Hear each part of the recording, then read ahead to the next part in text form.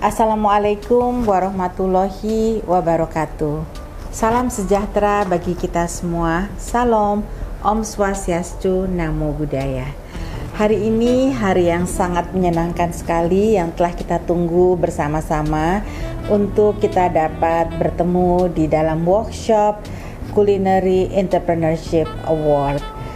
Yang mana dihadiri oleh Bapak Ibu sekalian dan juga para mahasiswa dan mahasiswi yang ingin belajar untuk dapat menjadi entrepreneur yang sukses, dan mudah-mudahan semuanya bisa ikut di dalam Culinary Award ini dan bisa menjadi salah satu pemenang ataupun menjadi salah satu finalisnya.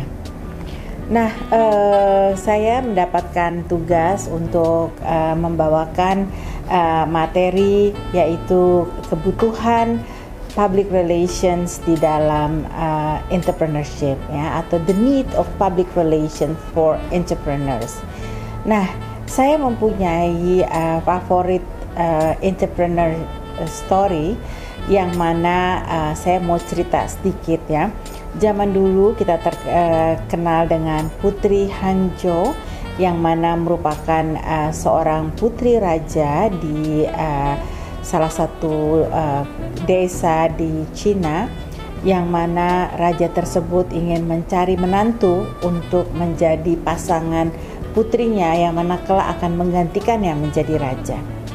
Lalu raja tersebut memberikan pengumuman untuk para pemuda di desa tersebut untuk berlomba siapa yang berani menyeberangi sungai yang mana ada buaya putihnya di situ, maka dia akan berhak menikahi putri raja dan kelak akan menjadi raja penggantinya. Karena menurut seorang raja harus menjadi orang yang pemberani dan juga harus jujur dan tangkas. Nah, pada hari yang ditentukan ramailah orang di tepi sungai tersebut. Tiba-tiba seorang pria remaja langsung masuk ke dalam sungai tersebut dan dikejarlah oleh buaya putih. Pemuda ini berenang sekuat tenaganya hingga sampailah ke tepian. Dan kemudian semua orang bertepuk tangan. Wow, luar biasa sekali, ya, bisa hebat berenang di kejar buaya putih. Nah, ketika semua masyarakat mengelulukannya, ada seorang wartawan bertanya kepadanya, "Hai anak muda, apa yang Anda lakukan sehingga Anda bisa menang dalam lomba ini? Berarti Anda begitu mencintai putri raja dan Anda begitu ingin sekali menjadi raja." Lalu pria ini, anak muda ini berkata, "Saya sama sekali tidak mempersiapkan diri untuk mengikuti lomba ini. Saya berada di sini untuk melihat dan menonton. Namun tiba-tiba di belakang saya ada orang yang mendorong saya sehingga saya terjatuh. Saya harus menyelamatkan diri, oleh sebab itu saya berenang sekuat tenaga saya, sehingga saya bisa berhasil. Namun demikian, saya terbiasa berada di sungai ini dan saya terbiasa bermain dengan buaya putih. Jadi buat saya hal ini bukan hal yang sangat menakutkan, namun saya tetap harus menyelamatkan diri." Nah, begitulah cerita dari seorang entrepreneur. Jadi seorang entrepreneur itu tidak boleh lagi melihat ke belakang, ya, harus terus maju, ya. Tidak bisa lagi kalau misalnya, waduh kalau gagal gimana ya, balik lagi jadi profesional. Aduh kalau gagal gimana ya. Jadi jangan pernah berpikir gagal, harus terus jalan. Nah, menjadi entrepreneur sama seperti pria tadi. Kita harus juga berlatih dan terbiasa dengan produk-produk yang kita buat. Pria ini, anak muda ini bisa menang, bisa berenang sekuat tenaganya karena dia tahu arah dari air sungai tersebut. Dan dia tahu bagaimana kebiasaan-kebiasaan dari buaya putih yang dapat ia taklukkan. Nah, begitu juga kita dalam entrepreneur, dalam menjalankan sebuah bisnis. Kita harus tahu seluk-beluk dari bisnis ini. Kita harus belajar strateginya. Nah, salah satunya adalah workshop hari ini. Nah, begitulah kira-kira cerita favorit saya mengenai entrepreneur. Nah, kemudian seorang entrepreneur itu harus mempunyai reputasi yang baik. Nah, untuk membangun sebuah reputasi tentunya dibutuhkan juga teknik public relation. Kita melihat di sini Bapak Johnny Andrean yang kita kenal, dia adalah pengusaha dari salon atau hairdresser, tapi dia berubah menjadi pengusaha di dalam bidang kulineri, yaitu produk-produknya seperti Bread Talk, Jayco atau Ropang. Itu semuanya merupakan dari kesukaannya terhadap roti, ya, kesukaannya terhadap baking, kegemarannya terhadap produk-produk pastry, ya, membuatnya terbiasa dengan hal ini, ya. Dan dia suka estetik, suka hal yang cantik, ya, membuat orang menjadi cantik di rambut. Seperti itu juga dia membuat cantik di dalam produk-produknya, ya. Bagaimana ia membuat donat supaya menjadi kelihatan begitu menggeliurkan dan cantik. Begitu juga roti-roti yang diproduksinya. Nah, itulah mengapa seorang entrepreneur itu sangat membutuhkan reputasi. Jadi sehingga orang sudah memahami bahwa apabila barang-barang atau makanan ataupun produk yang dihasilkan oleh Johnny Andrean adalah produk-produk yang memang cantik, ya, baik dan enak dilihat. Nah, kemudian reputasi itu memang harus dibangun, ya. Reputasi itu harus diciptakan, ya, tidak datang dengan sendirinya. Karena sesungguhnya orang-orang itu suka membeli dari orang-orang yang disukainya. People will buy from the people they like. Bagaimana membuat orang suka kepada kita? Tentunya kita juga harus mempunyai reputasi yang mana orang dapat mengenal kita dari sisi yang baik, ya. Dan tentu manusia ini tidak ada yang sempurna, ya. Tentu baik dan buruk itu ada seimbangnya. Tetapi untuk kita mengembangkan hal-hal yang baik, berupaya untuk menjadi baik, ya, berupaya untuk menghasilkan yang terbaik, itu mempunyai harga sendiri. Nah, seorang filsuf Prancis, Pierre Bourdieu, menyatakan ada 7 tahapan di dalam reputasi, ya. Yang pertama adalah reputasi mengenai finansial. Jadi masalah keuangan itu penting sekali. Semua orang ketika memulai usaha tidak ada yang semuanya langsung menjadi kaya raya, dan apalagi tujuan dari membuat usaha atau tujuan jadi pengusaha kalau untuk menjadi kaya raya jarang yang tercapai, ya. Tetapi menjadi pengusaha itu tujuan utamanya adalah untuk menyelesaikan atau menjadi solusi dari kebutuhan masyarakat. Nanti bonusnya yaitu tentu bisa kita mempunyai kelebihan dalam bidang finansial. Jadi financial history itu penting sekali. Harus disiplin dengan keuangan dari hasil produk kita ataupun dari untuk belanja kita, harus kita disiplin dalam hal finansial.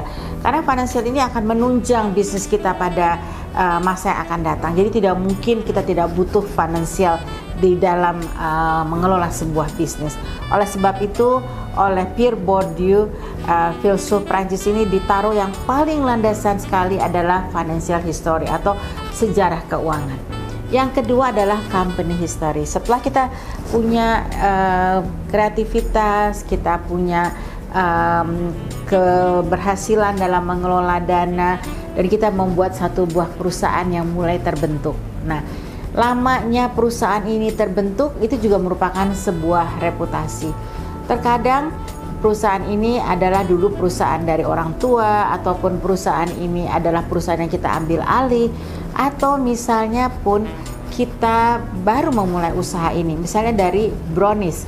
Nah, brownies ini kita bisa membuat historinya bahwa brownies itu adalah makanan dari sejak zaman dahulu ya. Mungkin dulu dari orang Belanda suka dengan brownies, kemudian Indonesia cukup lama dijajah oleh Belanda, dan kemudian orang-orang Indonesia terbiasa dengan makan brownies ya.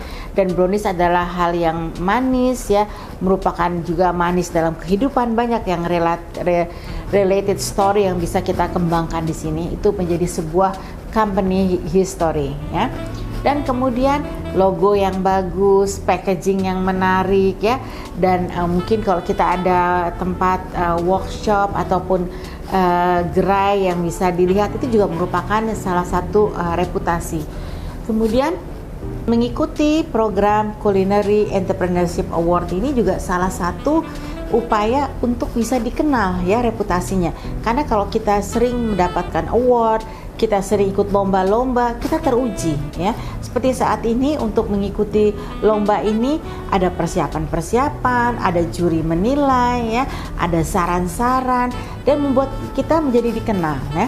Jadi ikutilah selalu lomba-lomba ataupun hal-hal yang mana bisa membuat produk kita terkenal dan mendapat penilaian, sehingga kita juga bisa introspeksi dan kita juga bisa menjadi termotivasi untuk menjadi lebih baik lagi.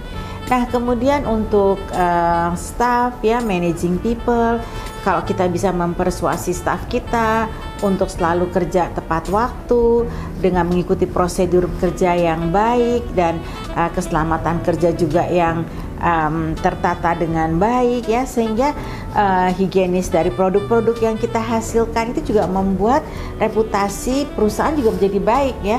Kalau tadi staffnya itu juga terlihat disiplin dan profesional.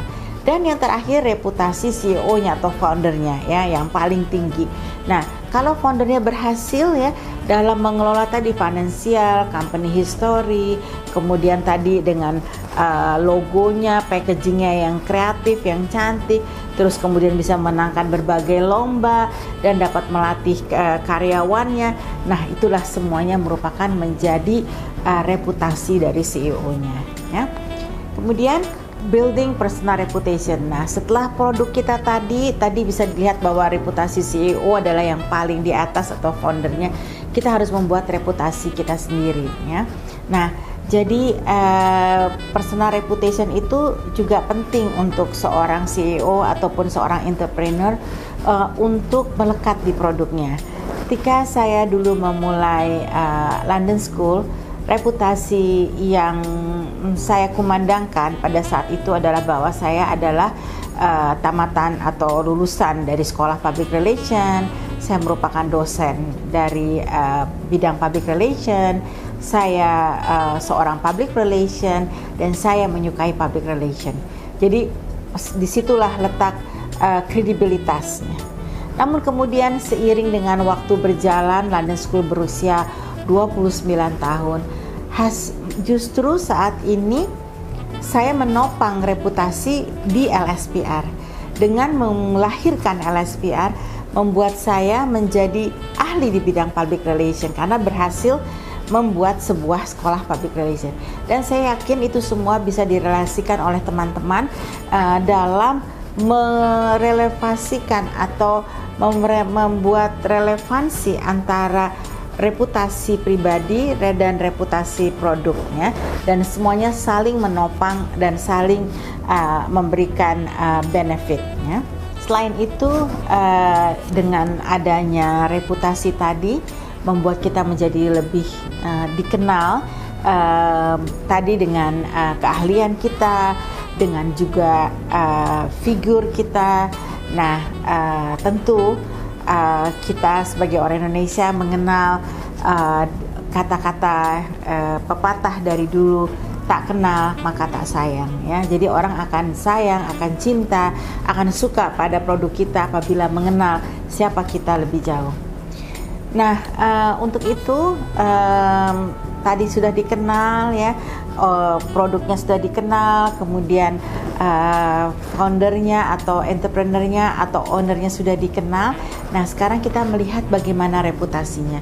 Jadi reputasi produk, reputasi ownernya harus tidak boleh berbeda jauh ya, harus relevan dan harus saling mendukung ya. Jadi ada produknya bisa juga by perception atau orang mempersepsikan produk tersebut dengan entrepreneurnya, atau persepsikan ownernya dan produknya ya. Jadi semuanya itu harus nyata atau tidak boleh ada gap yang jauh.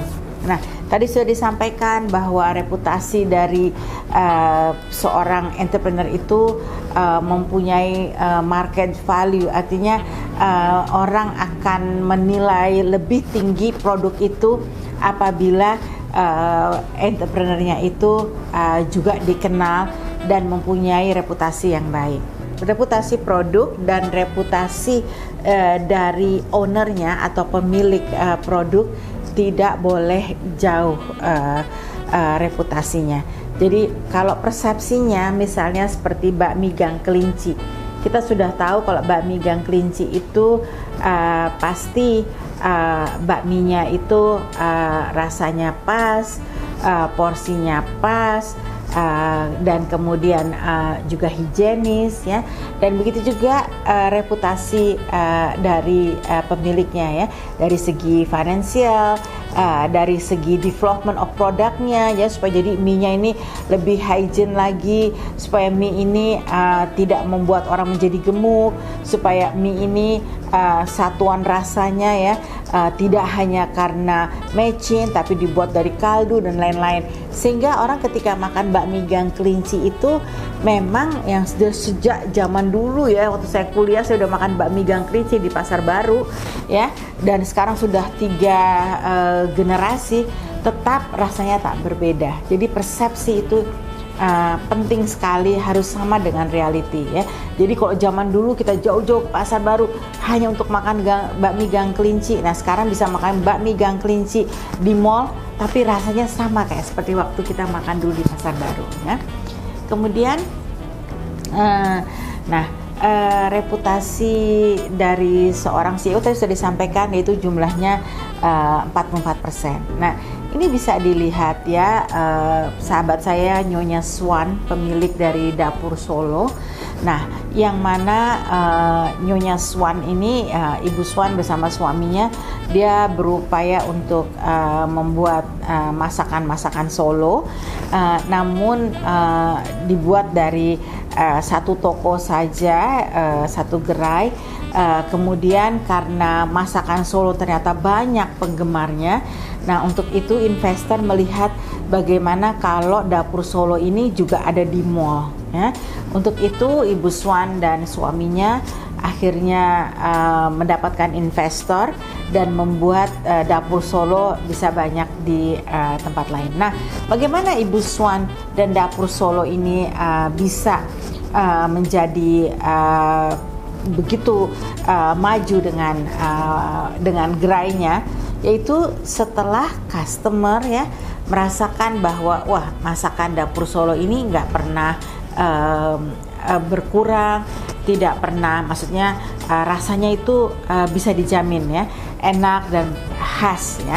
Nah, itu juga penting. Dan kemudian reputasi Ibu Swan yang selalu rajin ke dapur, rajin membuat produk-produk development lagi yang baru, dan kemudian juga perusahaannya, karyawannya yang happy employee, nah membuat investor mau menanamkan dananya, invest untuk pengembangan Dapur Solo, sehingga Dapur Solo kita bisa jumpa di berbagai mall dan gerainya semakin banyak, tidak hanya di Jakarta.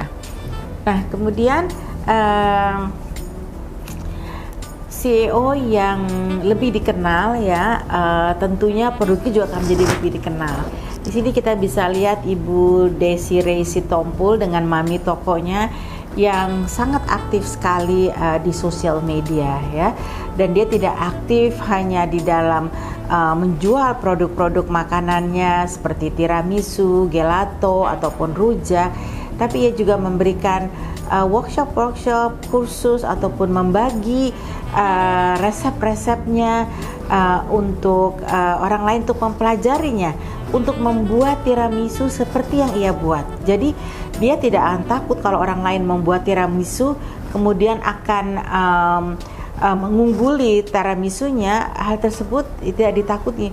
The more we share, the more we get, ya. Jadi ini satu hal yang baik, kita bisa lihat dari sosial CEO. Nah, kalau tadi CEO tadi reputasinya sekitar 44% dari perusahaan itu, apabila CEO reputation yang suka sosial seperti Mami Toko atau Mami Desiree Sitompul, membuat reputasinya jauh lebih tinggi, yaitu sekitar 77% atau bahkan sampai 82%. Dan bahkan orang ingin bekerja untuknya karena ingin belajar dari dia. Orang ingin menjadi partnernya, orang ingin menjadi temannya karena ingin belajar dari dia, ya. Oleh sebab itu seringlah berbagi, ya. The more we share, the more we get. Nah, begitu juga kopi kenangan, ya. Ini Edward, ya.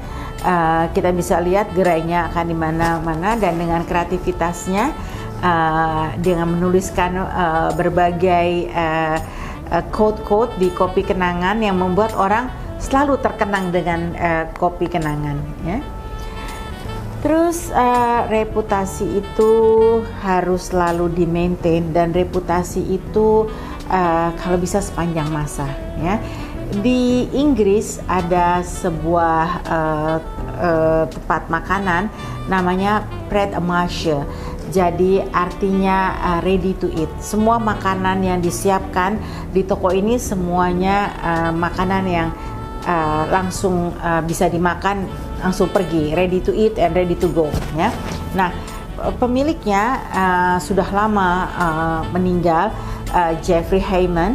Namun demikian, sebelum ia meninggal, waktu dia sakit, dia menjual Pret a Manger ini kepada orang lain, yaitu Raymond Family.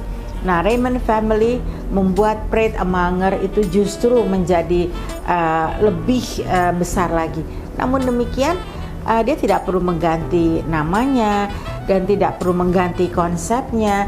Justru hal-hal yang ditanamkan, karyawannya, higienitas produk, jenis-jenis produk, jenis-jenis dari strategi pemasarannya, dan lainnya tetap memakai apa yang dilakukan oleh Mr. Hyman sebelumnya, ya. Jadi karena apa? Karena yang dia tanamkan adalah hal-hal yang baik, ya.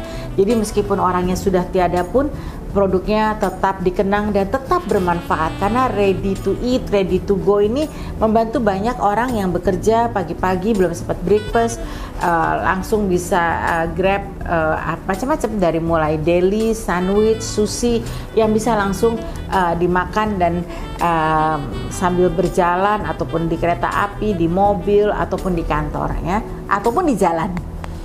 Oke, dan kemarin produk supaya bisa bertahan lama, supaya bisa terkenal di sosial media, harus merelevansikannya dengan sebuah cerita, ya. Dan kita bisa membuat cerita apa aja yang relevan, walaupun cerita itu belum tentu dan bukan cerita tentang diri kita, ya. Kita bisa lihat di sini cerita tentang coklat Godiva yang sering kita makan. Nah, coklat Godiva ini sebenarnya di Brussels, kalau kita pergi ke kota Brussels, hampir seluruh gerai coklat di Brussels itu semua rasanya sama enaknya, luar biasa. Nah, jadi kalau kita mau pilih yang mana, ya? Kita harus pilih coklat yang kita sukai, yaitu coklat yang mana ownernya kita sukai. Nah, di situ ada seorang bapak namanya Father Drups, yaitu sekarang coklat Godiva ini dilanjutkan oleh anaknya namanya Joseph Drups, the very famous and very rich sekarang. Nah, bagaimana Father Drups ini berpikir supaya coklat saya ini bisa lebih dikenal dibanding coklat lainnya, yaitu saya harus membuat coklat ini mengasosiasikannya dengan sebuah kebaikan. Nah, ketika ia ingin menciptakan logo, menciptakan cerita, dia mencari tahu coklat itu pada saat itu di zaman tahun 1816 itu di kota Coventry di mana banyak sekali pohon coklat di sana. Di sana adalah cerita seorang lord, namanya Lord Montgomery, yaitu kayak kaisar atau di sini seperti wali kota gitu ya, atau bupati di daerah kecil di kota Coventry. Nah, di situ ia mempunyai seorang istri ya, dan orang istrinya sangat baik sekali. Namun Lord ini atau tuan tanah ini sangat keji. Nah, di situ rakyatnya di bawah pohon coklat ini mereka hidup dengan sangat miskin dan susah ya. Namun sudah sesusah itu pun rakyatnya, si tuan tanah ini masih ingin menaikkan pajak ataupun sewa rumah, sewa tanah lebih tinggi lagi. Dan istrinya menegur, jangan kau naikkan lagi, kasihan. Mereka sudah sulit makan, sudah sulit bekerja, mereka sudah kurus kering, masa kita akan mengambil lagi uang dari mereka? Nah, lalu rajanya bilang, tidak bisa, kita harus ambil uang lebih sebanyak-banyaknya untuk kebutuhan kita. Nah, kemudian istrinya berkata, apabila kamu akan tetap menaikkan uang sewa tanah kepada masyarakat, maka saya akan mempermalukan kamu. Dengan cara saya akan keluar dari istana ini dengan telanjang. Dan si tuan tanah yang selalu jaim ini berkata pada istrinya, kalau kau lakukan itu, kau tidak bisa masuk istana ini lagi. Silahkan saja kau lakukan itu.